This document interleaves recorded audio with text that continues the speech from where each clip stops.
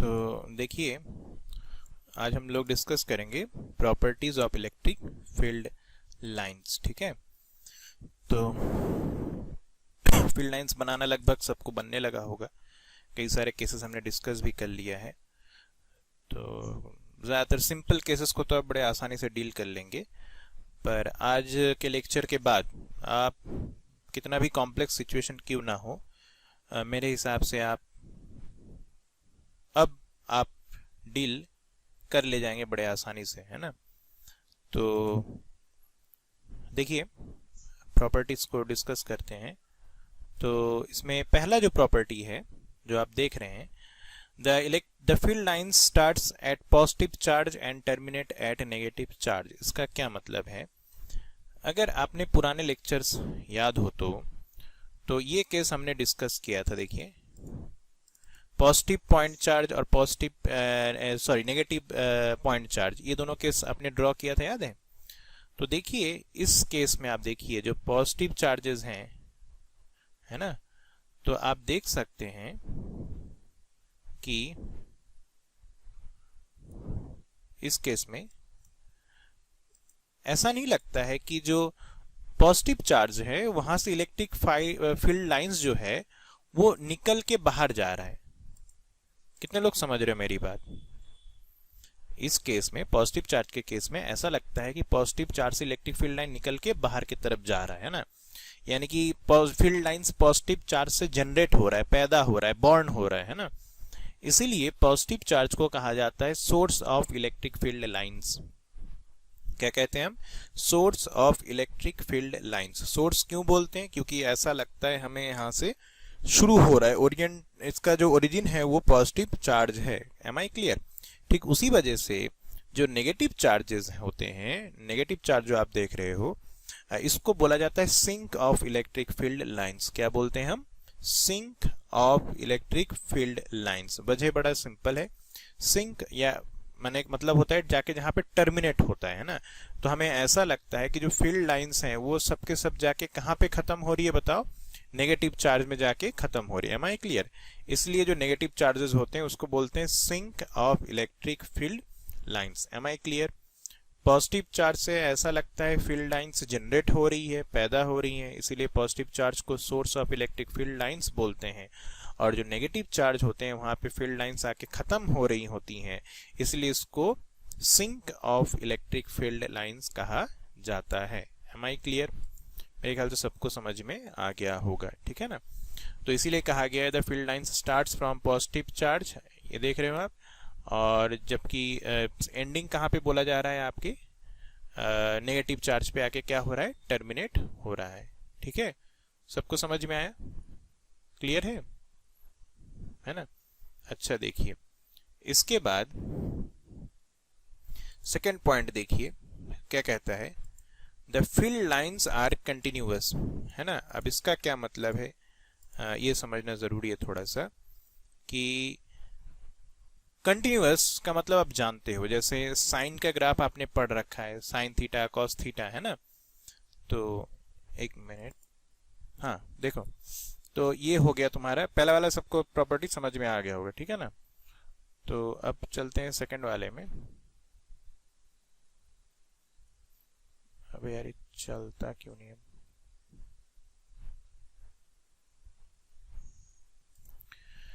हाँ, तो पहला वाला केस सबको समझ में आ गया ना। सेकंड वाले को देखते हैं। सेकंड वाले में the field lines are continuous बोला है ना। तो देखिए, कंटिन्यूअस फील्ड लाइंस का मतलब ये होता है, जैसे आप जानते हैं, जैसे मैथमेटिकली कर्व वगैरह पढ़े हो सबने, है ना, साइन थीटा कॉस थीटा वगैरह वगैरह। तो साइन थीटा की अगर हम बात करें तो ये कैसा होता है? कंटिन्यूअस फंक्शन बोला जाता है। क्यों?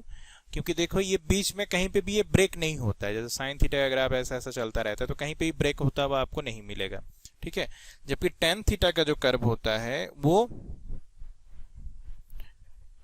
डिसकंटिन्यूअस फंक्शन होता है, क्योंकि आप जानते हैं पाई/2 पे इसका ये डिफाइन नहीं हो पाता है, ठीक है ना। क्लियर? ठीक है।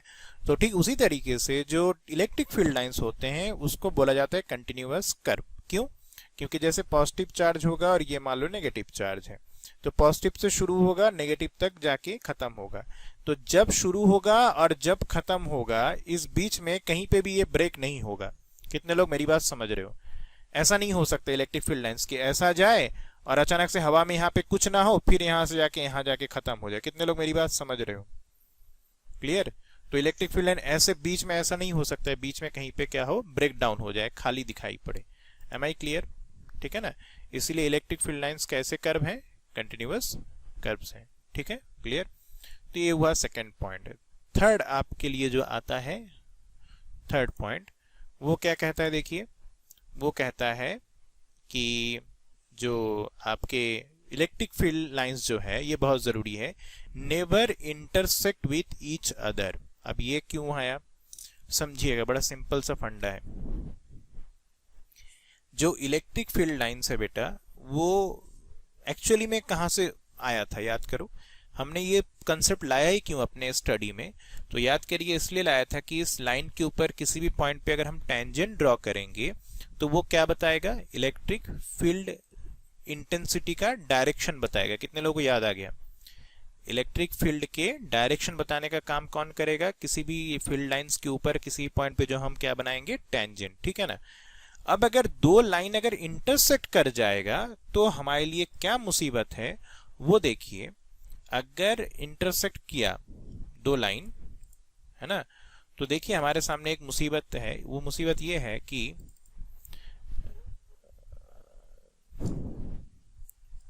हमारे सामने ये प्रॉब्लम है कि मान लो अगर दो लाइन इंटरसेक्ट किया, एक लाइन ये गया, ये फील्ड लाइंस एक है, और एक मान लीजिए ये दूसरा फील्ड लाइंस है। ठीक है ना?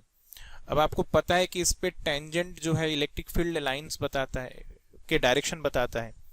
तो ये जो पॉइंट ऑफ इंटरसेक्शन है ना, यहाँ पे कितने टेंजेंट बन सकते हैं बताना जरा। कितने लोग एग्री करते हो? पॉइंट ऑफ इंटरसेक्शन में हमें दो टेंजेंट देखने को मिल रहा है। कितने लोग समझ गए हो भाई? एक ब्राउन वाले के हिसाब से मैंने टेंजेंट बना दिया और एक आपके ग्रीन वाले के हिसाब से टेंजेंट बना दिया। तो ये पॉइंट ऑफ इंटरसेक्शन पे आपके दो टेंजेंट बनना शुरू हो जाएंगे और यहीं से प्रॉब्लम शुरू हो जाएगा। क्यों बताओ?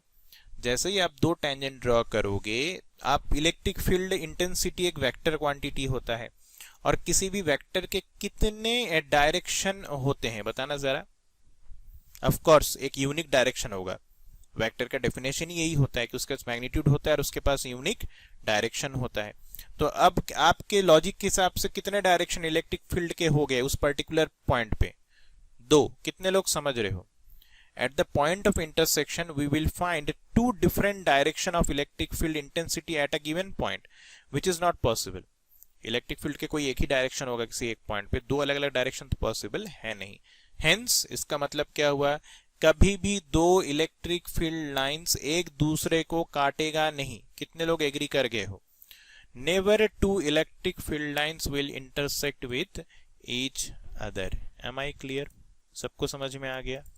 जिसको समझ में आ गया हाथ उठाओ।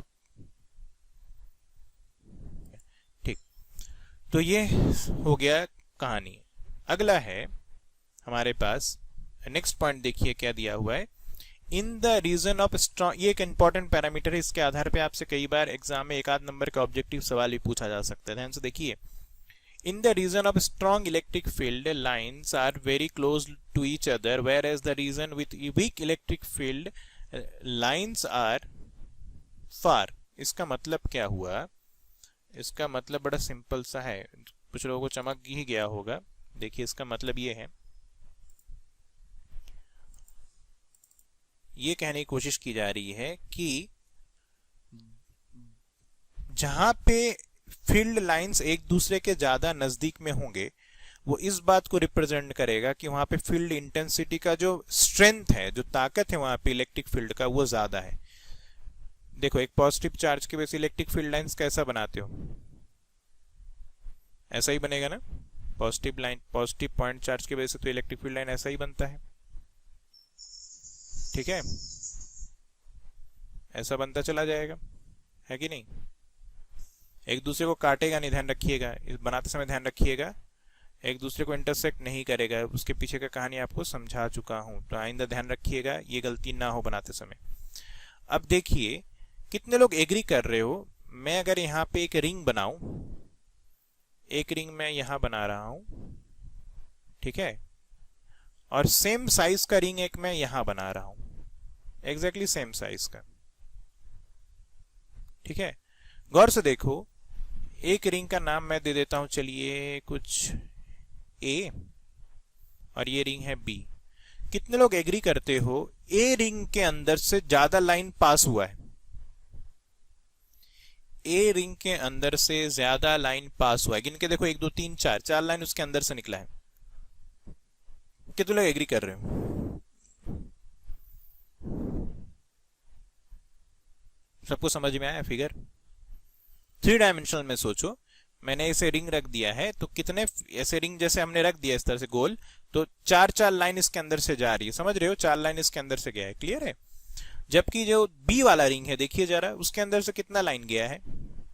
2। ऐसा ही है। तो इसका मतलब इसको हम क्या कह सकते हैं, यहां पे जो लाइन, इलेक्ट्रिक फील्ड लाइंस के जो डेंसिटी है, डेंसिटी ऑफ फील्ड लाइन, ये कैसा है? ज्यादा है। इलेक्ट्रिक फील्ड लाइन का डेंसिटी, डेंसिटी मतलब समझते हो ना, जहां पे चीजें ज्यादा पास पास हो वहां पे हम ज्यादा क्राउडर बोलेंगे या डेंसर बोलेंगे, और जहां पे चीजें दूर दूर हो वहां पे हम लेस क्राउडर या लेस डेंसर बोलेंगे, समझ गए हो? तो जहां पे डेंसिटी ज्यादा होगी लाइन का, वो क्या रिप्रेजेंट करता है कि ए, यहां पे जहां पे लाइन ज्यादा नजदीक में है, यहां पे फील्ड इंटेंसिटी क्या होगी? ज्यादा। यानी कि मैं कह रहा हूं जहां पे लाइन की डेंसिटी ज्यादा होगी, उसका मतलब हो गया कि वो इलेक्ट्रिक फील्ड का जो इंटेंसिटी है वो भी क्या होगा? ज्यादा। कितने लोग एग्री करते हो? वैसे भी लॉजिकली लगा ना, पॉजिटिव कोई चार्ज होगा, उसके चार्ज के जितना नजदीक में जाओगे तो फील्ड स्ट्रांग होगी ना, और जितना चार्ज से हम दूर चलते चलेंगे फील्ड कमजोर हो जाएगी। क्यों? अरे फॉर्मूला याद करो, ई बराबर क्या पढ़े हो? एफ बाई क्यू, यही ना? तो क्या आंसर है? क्यू, के क्यू बाई आर का स्क्वायर। तो आर जितना कम होगा इलेक्ट्रिक फील्ड इंटेंसिटी उतनी ही ज्यादा होगा, सिंपल सी बात है। Am I clear? क्या सबको समझ में आया है लाला? आया कि नहीं आया? सबको आ गया, बहुत बढ़िया। तो सिंपल सा फंडा है, जहां पे फील्ड लाइन पास में होंगे, यानी कि डेंसिटी जहां पे ज्यादा होगी, उसका मतलब ये होगा वहां पे फील्ड का इंटेंसिटी भी ज्यादा होंगे, और जहां पे फील्ड लाइन एक दूसरे से ज्यादा दूर दूर होंगे, यानी कि डेंसिटी जहां पे कम होगी, वहां पे फील्ड की इंटेंसिटी भी कम होगी। समझ में आया? तो कई बार एग्जाम में जैसे बड़ा एससीबी वगैरह में आपको सवाल भी दिख जाएगा, जैसे ये बना दिया जाए, जैसे एक फिगर बना दिया जाए आपके लिए कि ऐसा दे दिया जाएगा, मान लीजिए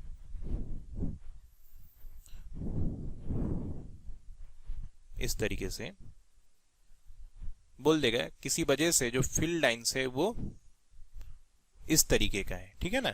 तो आपसे सवाल ये बोल दिया जाएगा, तो इलेक्ट्रिक फील्ड इंटेंसिटी के मैग्नीट्यूड के बारे में बोल दे, ए, बी और ये सी, 3 अलग अलग पॉइंट है। आपसे बोला जाएगा मैग्नीट्यूड के सेंस में, ई ए ऑप्शन जैसे दे देगा, E A greater than E B greater than E C. दूसरा ऑप्शन दे देगा ई, उल्टा दे देगा, E C greater than E B greater than E A. तीसरा ऑप्शन दे देगा, जैसे बोल देगा कि चलो कोई नहीं, हमें नहीं पता, तीनों बराबर है, या चौथा दे देगा नन करके दे देगा कि इनमें से कोई नहीं। तो ऑप्शन कौन सा करेक्ट है बताओगे कोई? Which one is correct? Option A, B, C या डी?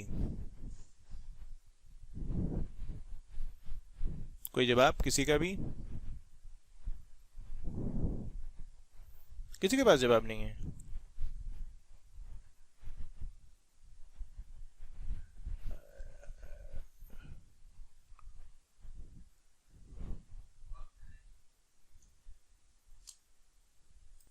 तो ऑप्शन ए जो है वो क्या है?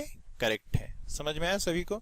क्यों? बड़ा सिंपल सी फंडा है वही कि देखो ए के पास में लाइनें ज्यादा क्या है? नजदीक में है ना?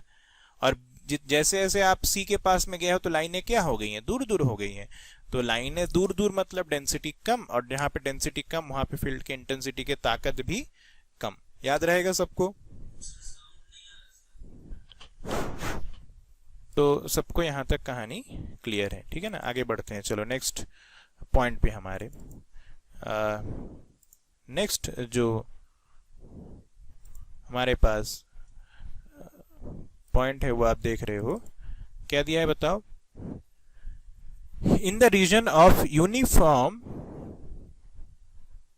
Electric field lines there are equidistance parallel lines. ये कहानी सबको समझ में आ गया होगा। अगर कह रहा है कि फील्ड, अगर यूनिफॉर्म इलेक्ट्रिक फील्ड लाइंस है, यानी कि ऐसा जगह जहां पे हर जगह इलेक्ट्रिक फील्ड इंटेंसिटी कैसा है, बराबर है ना। तो एक दूसरे से क्या होगा, एग्जैक्टली इक्वी डिस्टेंस होगा और पैरेलल होगा, है ना। यानी कि इसका मतलब ये हुआ कि देखिए, मैं कह रहा हूं हर जगह पे इलेक्ट्रिक, जैसे इस एक्चुअली इसी से मिलता जुलता कंसेप्ट है। देखो मैंने कहा जहां पे लाइन दूर दूर हो जाएंगी वहां पे इलेक्ट्रिक फील्ड इंटेंसिटी क्या हो जाएंगी, कम। तो मैं कह रहा हूं अगर हर जगह पे इलेक्ट्रिक फील्ड इंटेंसिटी बराबर है तो डेंसिटी हर जगह बराबर होनी चाहिए। कितने लोग एग्री करते हो। लाइन के बीच में अगर दूरी बढ़ जाए तो डेंसिटी कम हो जाएगी, तो इलेक्ट्रिक फील्ड इंटेंसिटी कम हो जाएगा। मैं कह रहा हूं इंटेंसिटी कम नहीं हो रही है, हर जगह एग्जैक्टली सेम है। तो अगर इलेक्ट्रिक फील्ड इंटेंसिटी अगर एग्जैक्टली सेम है तो यानी कि इलेक्ट्रिक फील्ड लाइंस का डेंसिटी भी एग्जैक्टली सेम होना पड़ेगा।